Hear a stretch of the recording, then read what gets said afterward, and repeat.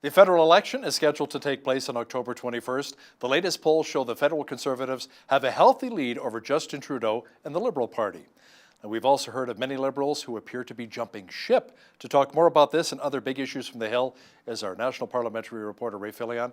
Ray, the list of Liberal MPs not seeking re-election is growing, including West Vancouver MP Pamela Goldsmith-Jones. She says she wants to spend more time with her family. I mean, we've heard that before. But my favorite was Cape Breton Liberal MP Roger Cousineau, who said he's not running again because he's tired and cranky.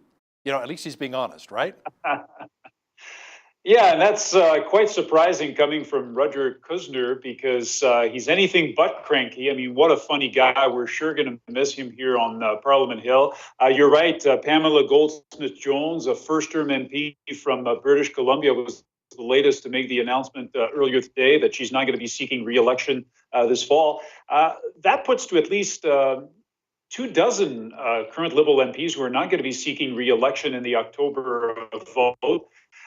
More if you include some of the former Liberal MPs who now sit as independent.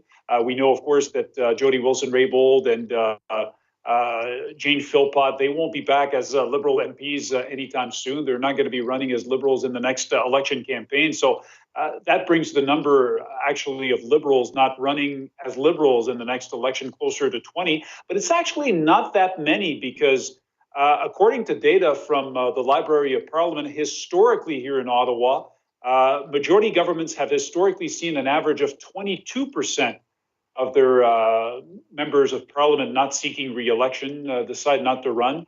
And when you look at the other parties, the NDP is going to be losing roughly a third of their caucus. They're losing some big names, including Nathan Cullen from British Columbia. Many thought that he was going to be running. He was going to end up as leader of that party. And at least 11 of the 97 Conservative MPs have already said that they won't be seeking re-election in October. So not too bad. Sounds like a lot of Liberal MPs are not going to be running, but it actually represents less than 10% of their caucus. A big story many of us covered this week was how the Crown decided to abruptly drop the case against the military's former second-in-command, Vice Admiral Mark Norman, a man who was accused of leaking cabinet secrets in relation to a $700 million shipbuilding deal, Ray. Yeah, absolutely. Big story in federal politics this week, which took a lot of people by surprise, quite frankly, with the Crown prosecutor announcing in court on Wednesday morning that they had some new information leading them to believe that reaching a guilty verdict in this case was almost impossible. So a huge win for Vice Admiral Mark Norman and a big sigh of relief, quite frankly, for the Prime Minister, because the trial was supposed to start in August, just as Canadians were getting ready to go to the polls. You know, the campaign's expected to start right after Labor Day weekend. So chances are that trial would have been politically explosive, with some key members of the Trudeau Liberals being called to testify, including Gerald Butts, Mr. Trudeau's former right-hand man, his former Treasury Board President, Scott Bryson, who was involved in some of the talks behind closed doors that were leaked in November 2015. But the thing is, I mean, there won't be a trial, but the story is not necessarily over because we still don't know everything that happened behind closed doors within government. In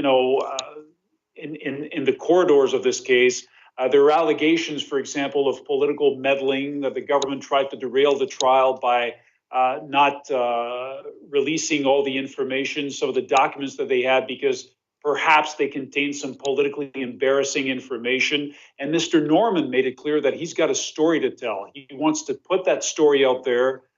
We don't know when that's going to happen. He made it sound like he wants to grant an interview to some media outlet to put the truth out there in the coming days. But the problem for that is that he's a high-ranking military officer. He's going back to his old job. So I'm not sure the Canadian Forces are going to let him speak his mind as long as he works for the Canadian Forces. But that remains to be seen. We don't know the whole details of that story. That may still come out, which could prove, depending on what's said, obviously, to be a problem for Justin Trudeau. Ray, maybe we should have this big media conference with Mark Norman on one side, Jody Wilson-Raybould on the other side, have all the media there, and they can finally tell both of their stories. Some people here on Parliament Hill believe that this story could actually end up being bigger than the SNC-Lavalin controversy.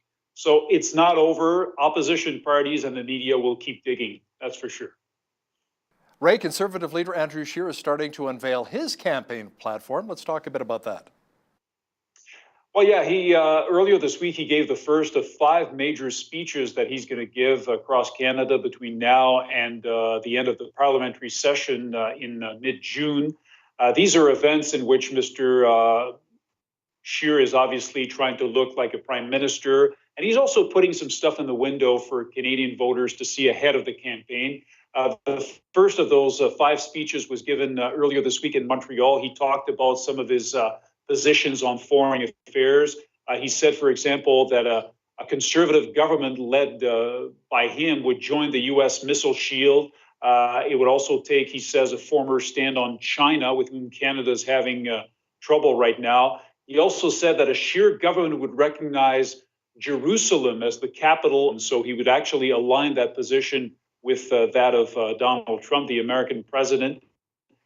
Now, as I said, this was only this week the first of 5 major speeches that he's going to be giving in the weeks ahead. Future topics include immigration, the economy, the Canadian Federation, and also the environment, which is a much awaited speech by Andrew Shearer. He says he's going to be making that speech sometime in June in the province of Quebec.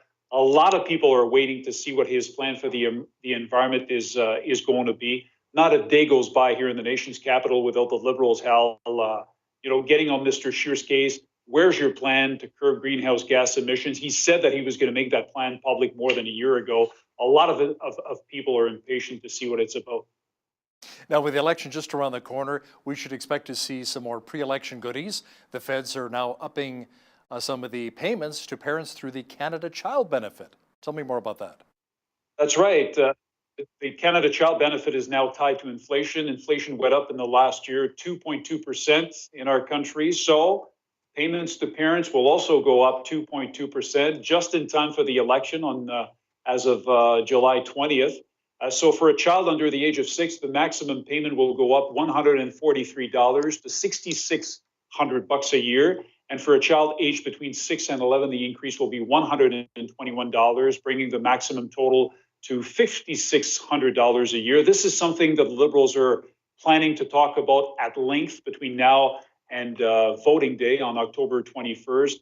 This is an initiative that's been very popular with parents. They're getting tax-free money from the federal government. And according to StatsCan, many kids across Canada have been lifted out of poverty in part because of the Canada Child Benefit.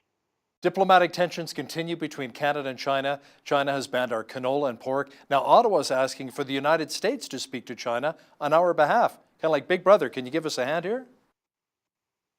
Yeah, exactly. That's what it is, because things have only gotten worse ever since Canada arrested Meng Wanzhou, the Huawei executive in Vancouver, in early December. Since then, 2 Canadian men have been put on death row in China. 2 more have been detained since December.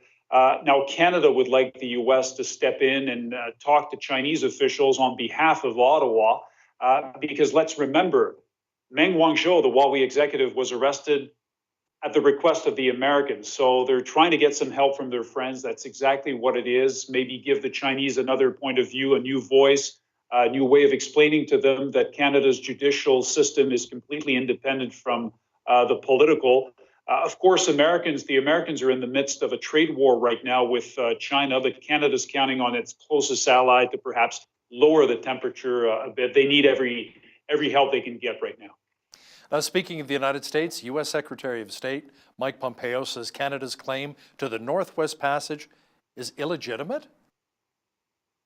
Yeah, that's what he said this week in Finland. He was giving a speech to the Arctic Council, and Canadian experts have called his speech provocative and inaccurate. The U.S. has a long contested feud with Canada over sovereign claims through the Northwest Passage. Russia also has a claim, as you might know. The Canadian government responded to Mr. Pompeo's speech this week by pointing to an agreement that was reached many years ago by former Prime Minister Brian Mulroney with his American counterpart at the time, President Reagan, which is an agreement that allows the U.S. to designate the Northwest Passage as an international waterway, while allowing Canada to say that it's part of of Canadian sovereign territory. But it looks like the Americans want to deviate from that. They don't want to recognize Canada's claim. So, yeah, another bone of contention between Ottawa and Washington, while Canada is asking for help from the United States with their spat with China. So. Ray, a new report by the Auditor General says Canadians wait way too long when they phone a federal government call center. I think we can all kind of relate to that.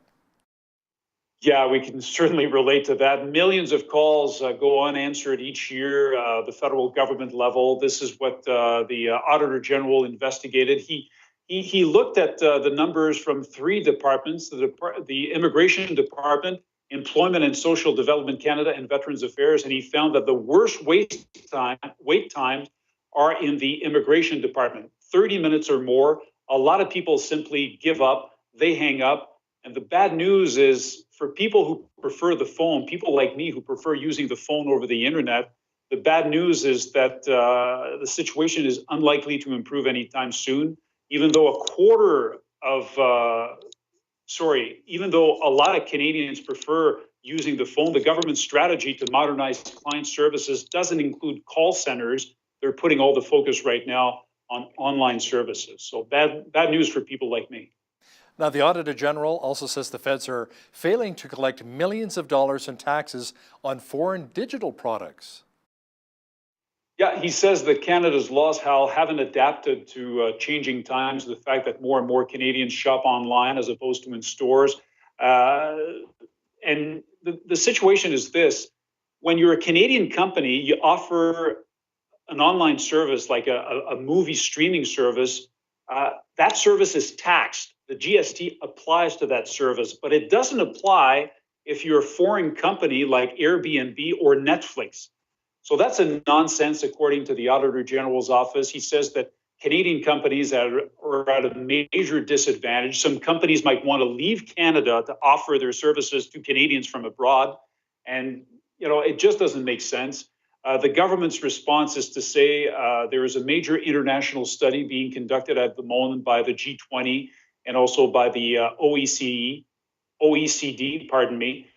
Their report is expected sometime between now and next year, and the government says things will likely change based on their recommendations, but it doesn't look like anything is going to change between now and the next election. Conservative MP Lisa Raitt recently blasted the Liberals about the amount of asylum seekers. Ray, our immigration system is apparently overwhelmed by the huge influx of immigrants.